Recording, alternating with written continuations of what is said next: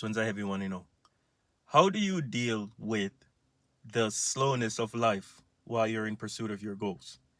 And what I mean the slowness of life is, well, first let me go ahead and lead with a quote because you know me. Quote for everything.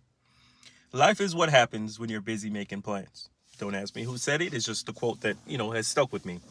And I feel for the majority of my life, I have been in this space where I'm not where I want to be, but I'm not where I started. You understand? I'm in between kind of like my starting point and my end point of where I see myself. But I always feel like those are the more like intense moments. You understand?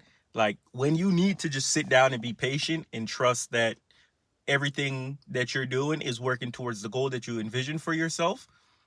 Temptation is very strong, and you will be tempted to, just kind of not necessarily blow it off, but just like seek some temporary reprieve. So I'm generally curious to like how other people manages this state because I know I won't say generic advice, but the advice is kind of just like be grateful that you even are where you are, and I understand that gratitude is a big part of it. You understand, and maybe that's the mindset I'm missing, where I really need to tune into gratitude and understand that just be grateful what you have. Like, yeah, you want to live in the future. I think that's what it is, right?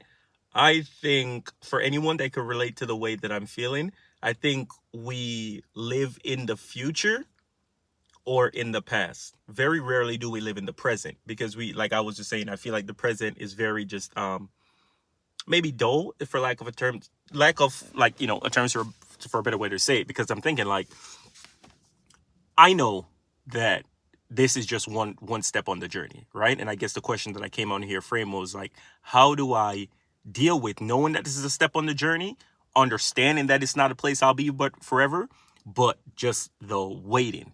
The waiting is honestly like the biggest thing for me. You understand? Like, I know I'm putting in the work as far as like my body goes, as far as my health goes. I know I'm putting in the work that's gonna eventually get me to where I want to be.